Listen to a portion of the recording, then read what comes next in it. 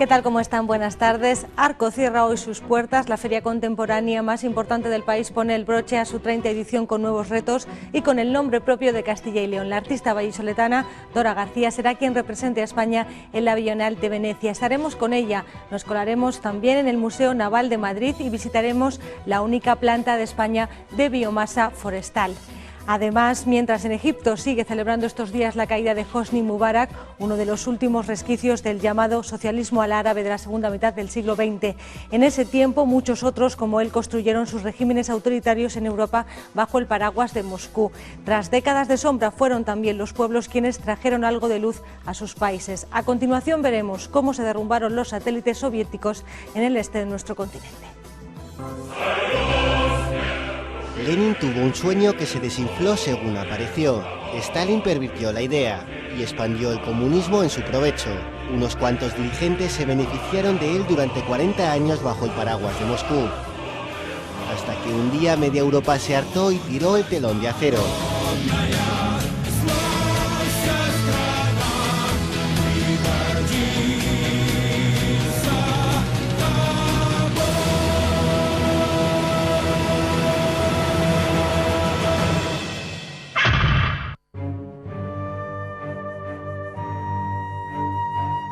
A principios del siglo XX, la doctrina de este hombre se extendió por el antiguo Imperio ruso.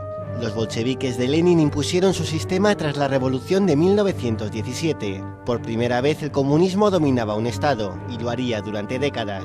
Joseph Stalin se hizo con las riendas del Kremlin a la muerte de Lenin. Con mano férrea y aplicando una represión brutal, el georgiano consolidó el poder del Partido Comunista desde el oeste de los Urales hasta el Pacífico. Stalin aprovechó la Segunda Guerra Mundial para extender sus dominios según avanzaba en su marcha hacia Berlín. Amplió su esfera e instaló regímenes satélites del aparato comunista en buena parte de Europa del Este. Permanecerían bajo el yugo soviético durante toda la Guerra Fría. Solo a finales de los 80 comenzaron a atisbar su final con el colapso económico de la URSS y la perestroika. Las grietas en el comunismo terminaron con el derribo de un muro. Juan Pablo II se había convertido en papa en el año 78. Pocos meses después, en junio del 79, hace un viaje a Polonia, que es el desencadenante de toda la rebelión. Los polacos fueron los primeros en revolverse con éxito contra el bloque comunista. Se organizó un movimiento social para tumbar al gobierno del general Jaruzelski. Comenzó con una huelga en el astillero de Gdansk liderada por Lech Walesa y su sindicato Solidaridad, que se extendió a otras ciudades del país. Entonces, al sentirse apoyados desde fuera por el Papa, los del sindicato Solidaridad, Lech Walesa, se sienten respaldados para llevar a cabo su desafío al sistema comunista. Varsovia declaró la ley marcial para frenarles. Fueron duramente reprimidos y encarcelados, aunque no por mucho tiempo. En 1984 fueron liberados. En los años siguientes los polacos siguieron protestando con tozudez en las calles. Finalmente, en 1989, asediado por las huelgas, el general Jaruzelski legalizó el sindicato Solidaridad y convocó unas elecciones democráticas. Venció un miembro del sindicato, Tadeusz Mazowiecki, que se convirtió en primer ministro y forzó la dimisión del comunista Jaruzelski, obligado a gobernar en minoría. Al año siguiente, Lech Walesa fue investido como el primer presidente no soviético. Polonia ya era libre. Sus ciudadanos lo habían logrado con una transición pacífica. No lo fue tanto en otros países.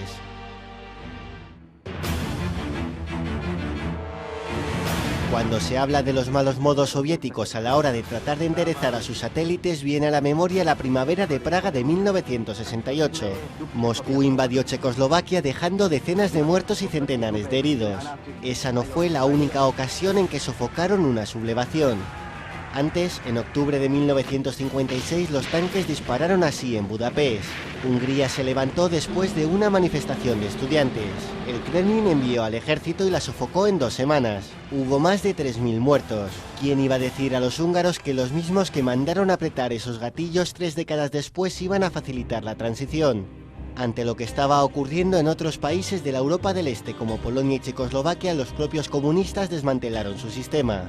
Ellos mismos introdujeron poco a poco reformas como la permisión del multipartidismo.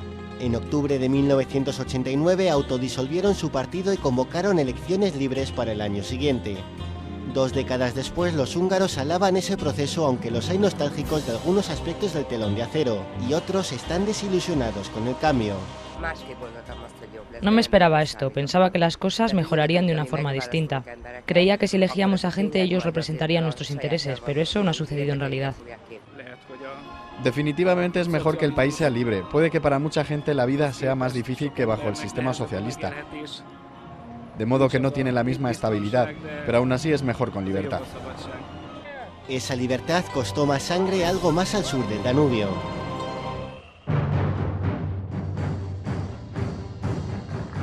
Nicolae Ceausescu llevaba en el poder en Rumanía desde 1965.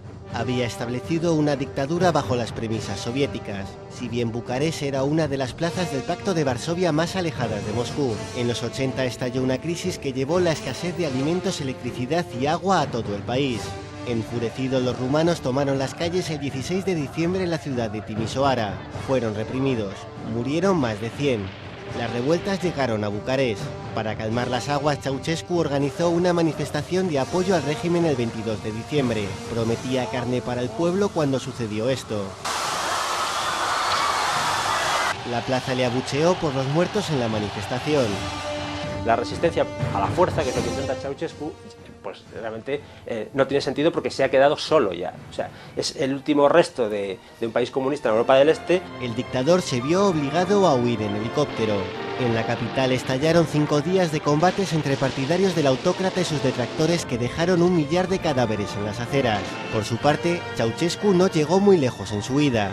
Lo detuvieron junto a su mujer en Targovist, al sur del país. Inmediatamente fue juzgado y sentenciado. El día de Navidad se cumplió su condena. Fue rechazado por los sectores, digamos, del partido que sobre todo vieron que lo que estaba en juego era su propia supervivencia. Sacrificando a Ceausescu, muchos de ellos lo que intentaron es salvarse a sí mismos y ser ellos los que hicieran la transición, ¿no? Rumanía realizaba así su transición después de 30 años de dictadura, mientras más al norte desmontaban el yugo soviético ladrillo a ladrillo.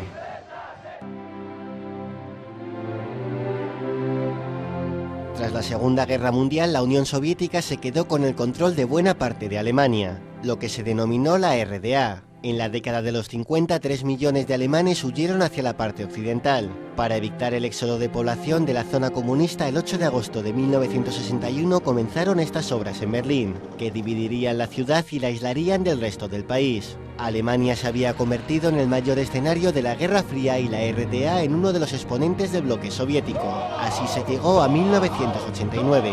A las 11 de la noche del 9 de noviembre, los alemanes arrancaban las piedras del muro. Me di cuenta muy tarde de que la República Democrática se acercaba a su final. Por supuesto, el fracaso de la RDA fue también mi fracaso personal. Un año más tarde, Alemania estaba reunificada. Terminaba así la lucha por zafarse de los sistemas soviéticos y la falta de libertad. La democracia volvía al este de Europa.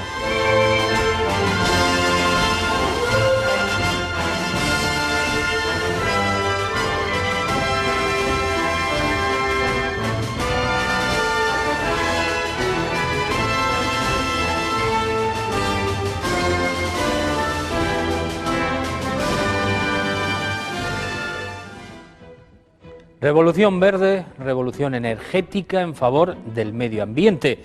La biomasa avanza con paso firme para convertirse en una de las alternativas a los carburantes tradicionales. La localidad de Carduente, en Guadalajara, acoge la única planta que genera electricidad únicamente con la quema de restos forestales. Un modelo que conjuga el cuidado del medio ambiente y la producción energética. Una planta que aprovecha también residuos procedentes de los bosques y montes de Castilla y León. En 7 días les mostramos el funcionamiento de esta planta de energía verde. Castilla y León cuenta con la masa forestal más extensa del país. El 21% de los bosques españoles se encuentran en la comunidad. Un recurso que capta más de 12 millones de toneladas de CO2 al año. Beneficios medioambientales incalculables de una riqueza natural que además esconde recursos energéticos aún por explorar. La biomasa es una de las fuentes de energía del futuro, energía verde procedente de diversas materias primas y también de los residuos forestales. Iberdrola Renovables cuenta con la primera planta que se alimenta únicamente de los restos que generan los bosques y montes.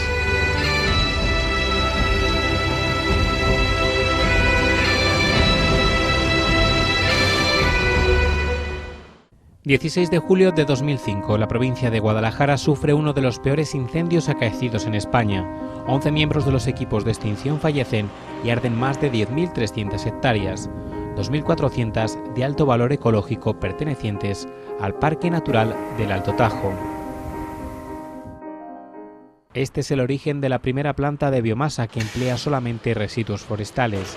Está situada a los pies de ese Parque Natural del Alto Tajo, en la localidad guadalajareña de Corduente, y comenzó a funcionar en julio de 2009. Energía eléctrica verde generada a base de restos y residuos de podas y clareos que además evitan incendios y plagas. A la campa, situada en las inmediaciones de la planta, llega desbrozo de bosques y pinares de Castilla-La Mancha, Castilla y León y Aragón. Allí se amontonan y clasifican siguiendo distintos parámetros: si son troncos, si es parte del ramaje, la hojarasca y la broza recogida, o si es serrín. Cada camión que llega se somete a distintos controles de calidad y análisis para determinar la variedad de madera, humedad o el valor calorífico. Aquí se utilizan residuos forestales procedentes de los bosques del entorno y de otras zonas de la propia comunidad autónoma y de otras. Concretamente puede venir incluso material de la zona de Almazán, de la provincia de Soria, y de la zona de Teruel en Aragón. Principalmente llegan residuos forestales procedentes del monte. Existen tres formas de residuo que llegan, que es el pretriturado, la astilla y la madera en rollo, la que se está triturando allí al final. En cada momento estamos viendo y sabemos de dónde proviene la biomasa, cuál fue la fecha de su tratamiento en monte, cuánto tiempo ha estado en la campa, qué humedades y temperaturas ha venido sufriendo, qué grado de humedad tiene y efectivamente qué poder calorífico y qué comportamiento en el rendimiento de la caldera. Esto nos va a permitir obtener los estándares de biomasa para poder conseguir siempre una mejor eficiencia energética. Se controlan todos los camiones la humedad y el poder calorífico de ellos, porque así se sabe el rendimiento propio de la caldera de la planta. Así se sabe, si se mete un camión con un porcentaje alto de humedad, se sabrá que la caldera se va a comportar peor que si se mete con una humedad inferior. No es lo mismo quemar madera con agua que quemar madera seca. A lo largo de un año se emplean 26.000 toneladas de residuos forestales con un consumo medio de 70 toneladas diarias. La segunda fase se inicia cuando estos restos, a través de unas cintas móviles, comienzan su camino rumbo al corazón de la planta, previo paso por dos cribas más, una que elimina cualquier resto de metal que se haya podido colar entre el forraje y otra que elimina los residuos demasiado grandes o las piedras. Dentro de las cintas hay dos pasos intermedios para controlar todavía mejor la calidad de la biomasa, y es un detector de metales y material férrico que, en caso de existir, lo expulsa automáticamente, y una criba de control para eliminar piedras gordas y troncos más gordos que han podido pasar dentro del conjunto de la biomasa. Los restos forestales alimentan una caldera cuya combustión calienta conductos de agua que por el efecto de las elevadas temperaturas se transforma en vapor que, conducido a la turbina, permite transformarlo en energía eléctrica. El ciclo acaba con la condensación del vapor en agua líquida que vuelve al circuito para generar nueva energía. Un proceso limpio con nulas consecuencias para el medio ambiente. La planta está equipada con los mejores sistemas técnicos para que no produzca ningún tipo de emisiones contaminantes a la atmósfera, y para que a la vez el agua utilizada sea devuelta al río en las mejores condiciones. Diría yo que en mejores condiciones físico-químicas y organolépticas de las que se toman en la primera toma del río, puesto que los controles son exhaustivos y los sistemas de control son los mejores. La emisión de humos a la atmósfera no se puede considerar como tal en el sentido de generación de CO2, puesto que tenemos un balance neutro, fundamentalmente porque el árbol que es utilizado como combustible en la planta ha generado mayor número de, cantidad de oxígeno que el CO2 que puede emitir los humos que salen por la chimenea. Esos humos han sido previamente tratados en ciclones y en filtros de mangas para evitar cualquier tipo de elemento contaminante y partículas en suspensión, etcétera, etcétera, así como las cenizas producidas en la combustión de la biomasa, que son recogidas en contenedores y son reutilizadas para uso agrícola y cementeras. Transformación relativamente sencilla, pero que cuenta con las más modernas tecnologías para controlar desde el inicio hasta el final del proceso. Desde aquí el jefe de turno pues, lleva el control de toda la planta, lo que es la operación normal. Le sale en cualquier aviso si tiene que hacer alguna operación fuera o corregir algún parámetro. Y también se hace lo que es la puesta en marcha y las paradas. Está dividida más o menos en 3 zonas. Desde esa pantalla se opera la caldera. Esta parte central son todos los sistemas auxiliares de la planta que son necesarios para la producción. Y desde este otro pantalla se opera la turbina. La central de Corduente es un proyecto piloto de Iberdrola Renovables que ha permitido revitalizar una zona rural que acoge proyectos de I+D+I como embrión para futuras plantas en España y el extranjero. Iberdrola Renovables tiene la planta de Corduente como planta piloto, digámoslo así, de cara a investigación y desarrollo de futuras plantas de biomasa dentro de la propia península y fuera de ella. Concretamente tenemos algunos proyectos en Estados Unidos y de aquí, de los datos de Corduente, van a salir las decisiones de las nuevas plantas, de las futuras plantas de biomasa. Hay que tener en cuenta que estamos investigando permanentemente el comportamiento del material a través de equipos de control. La planta de biomasa funciona 24 horas los 365 días del año. Genera 14 millones de kilovatios que permiten suministrar electricidad a los 14.000 habitantes de la zona a lo largo de todo el año. La comarca del Alto Tajo ya está enganchada a la energía verde.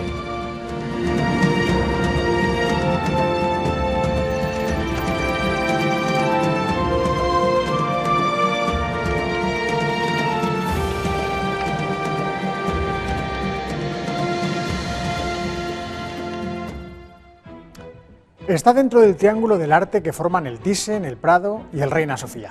Es considerado museo nacional y tiene obras de gran valor artístico e histórico. Pero además, el Museo Naval de Madrid tiene una especial vinculación con Castilla y León. Aunque parezca mentira, una comunidad interior como la nuestra también ha participado en la historia marítima de España.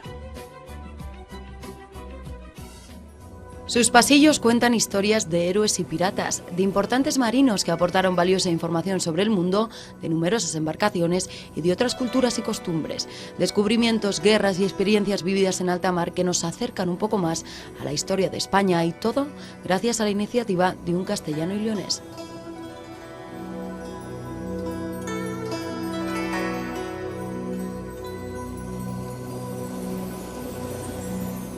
Era 1729 cuando un burgalés que ostentaba el cargo de secretario de Marina firmaba el decreto para la construcción de este museo. Bailio Valdés, don Antonio Valdés, él realmente es el padre de este museo.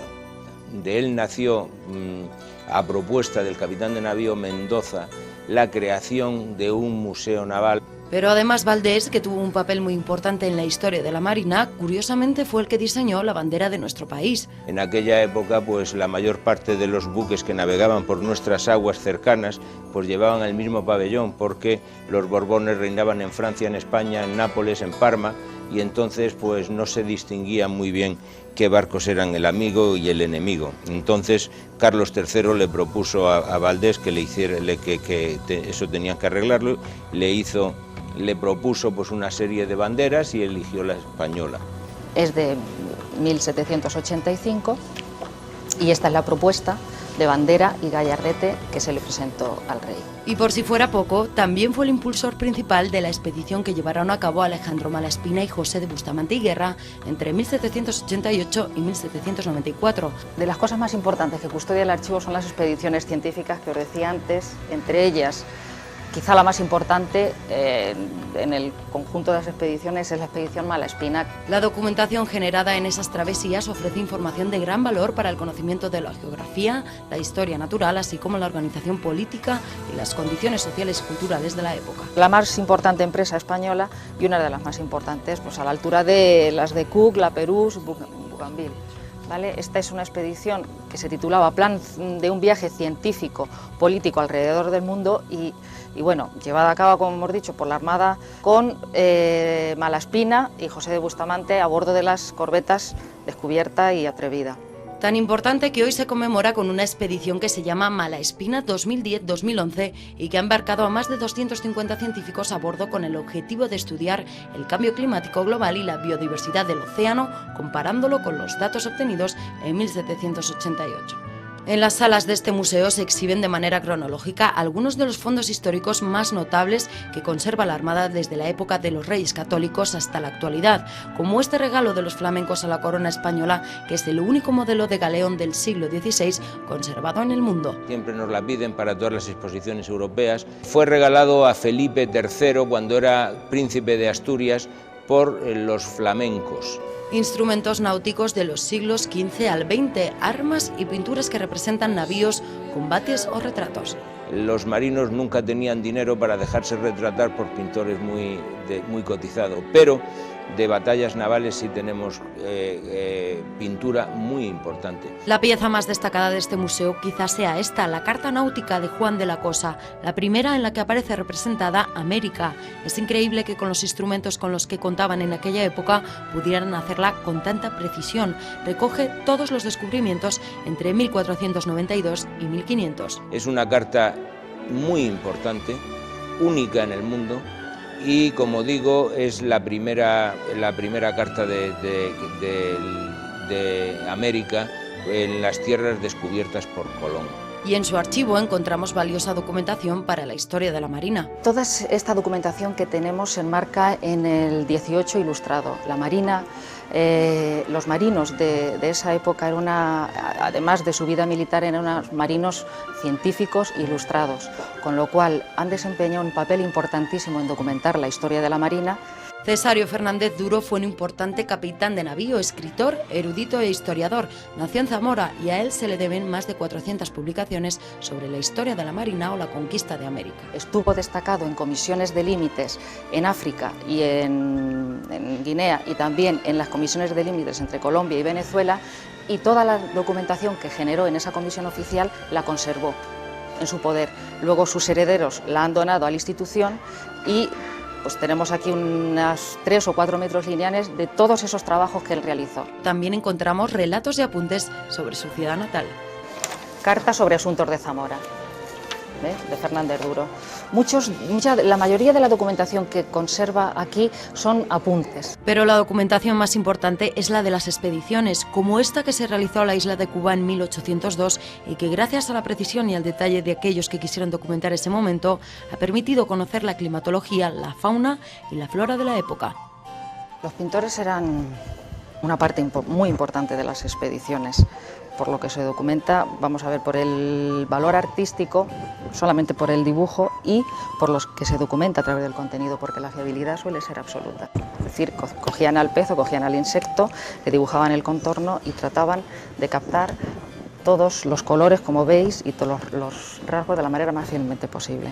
Además, el museo cuenta con un enorme fondo cartográfico de las innumerables expediciones y viajes que ha realizado la Armada Española a lo largo de la historia. Las naves protagonistas del Mediterráneo en el siglo XVI eran las sutiles y frágiles galeras, de las que ahora conocemos un poco más. Es como una especie de radiografía de lo que es el Mediterráneo occidental.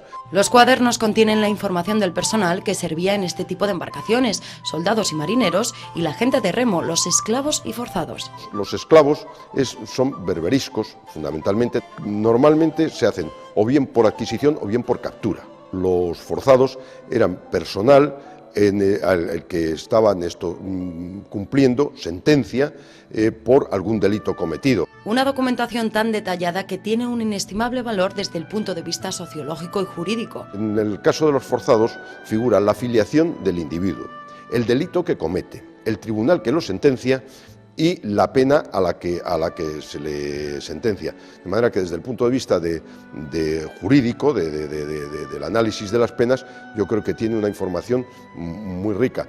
La expresión moros en la costa es un vivo recuerdo de aquellos años de inseguridad.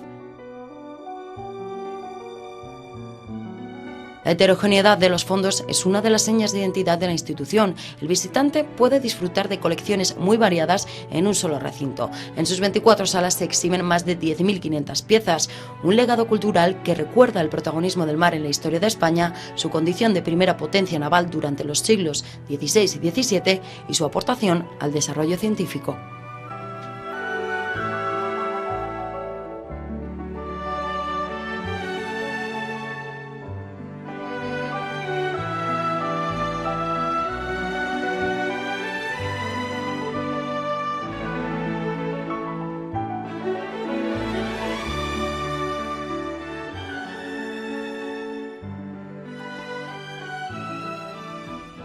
Arco cierra sus puertas tras 5 días en el que los amantes del arte han podido descubrir las últimas tendencias en pintura, escultura o decoración. Arte de vanguardia que no deja de sorprender en busca de nuevas fórmulas de expresión.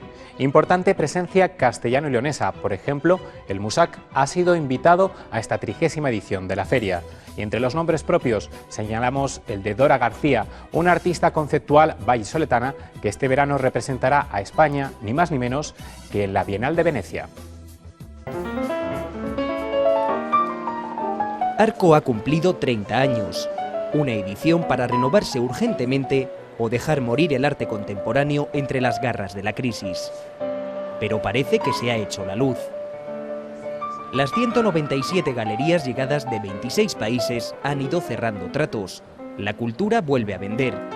Y entre esculturas complicadas, surrealismo en 3 dimensiones y secretos al oído, un nombre suena con fuerza.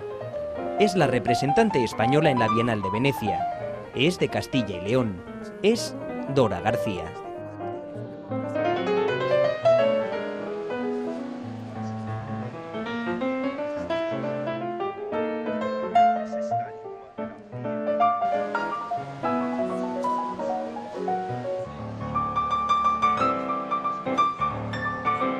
Algo está floreciendo en Arco.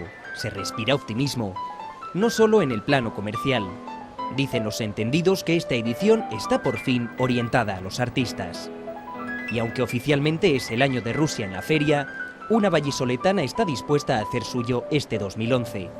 Comenzó con un aire de tranquilidad, deseándonos un próspero año nuevo de la mano del Museo Reina Sofía. Aunque dice, no importa.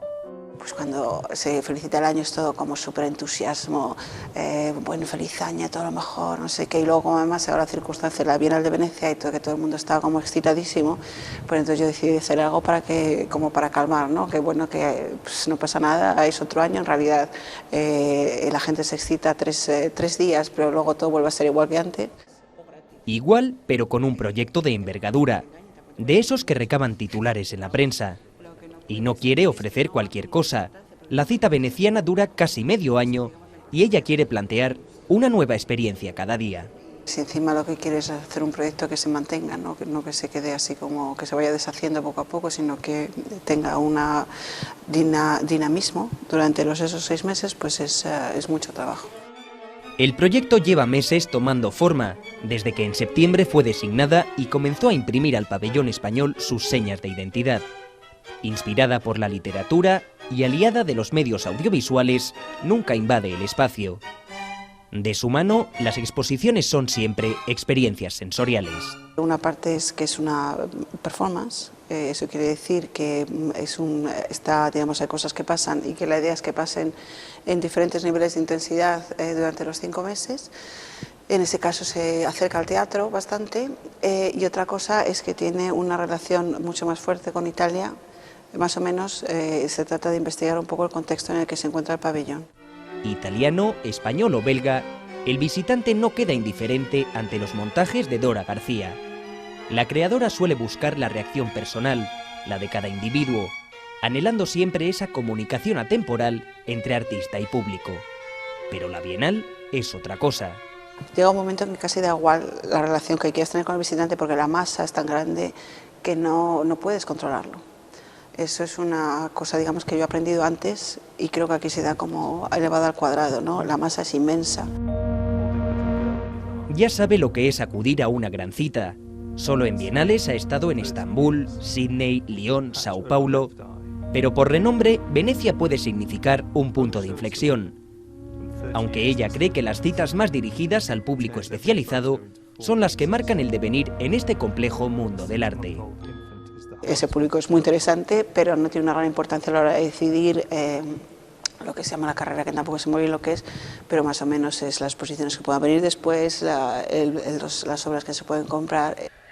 Antes de empaquetar rumbo al Adriático, la hemos podido ver empapándose de Italia. En la madrileña Galería Juana de Aizpuru ha expuesto la historia del Hospital Psiquiátrico San Giovanni de Trieste. Y la locura volvía esta semana bajo su firma a Arco, en un croquis que se escondía tras este árbol. El siglo XXI ha acabado con las fronteras en el arte. Nació en Valladolid, estudió en Salamanca, se mudó a Bélgica y ahora vive en Barcelona. Ni ella misma sabe hasta dónde está impregnada de la sobriedad de su tierra. Pues yo no lo sé, yo creo que eso es un poco como los horóscopos, ¿no? Es un poco como si te preguntan, ¿y el ser Tauro en qué ha influido? Yo creo que no se puede saber, pero sabes que está. Yo no podría decir en qué manera ha influido, pero sé que está ahí. Yo creo que en mi familia me ha influido mucho, y como mi familia es de Valladolid, pues evidentemente hay influencia de Valladolid, pero yo creo que es realmente la familia la que te influye más que el sitio. Solo nos falta saber cuándo podremos disfrutar de ella de vuelta en su comunidad, reencontrándose con sus orígenes. Voy a hacer como comisaria una exposición en el Musac, pero esto es como comisaria, no como artista, que se abrirá en junio también. ¿Y con algo de su creación? Ay, pues ya me gustaría ya, pero con los presupuestos tan exiguos que se les dan, yo creo que no van a ver ni a mí ni a casi nadie, porque yo creo que realmente... Así aprovecho y digo que me llama la atención porque en los momentos de crisis siempre se cree que lo superfluo es el arte o la cultura, ¿no? En general, por hablar, porque también puedo hablar del teatro, puedo hablar de... no sé por qué se piensa que eso es lo superfluo. Con presentaciones que se salen de lo habitual, su arte no refleja solo una realidad, sino que plantea varias alternativas, analizando pautas sociales y bordeando la ficción. Pero su ascenso no es ficticio. Que el próximo 4 de junio se elevará a la Cumbre del Arte es una realidad.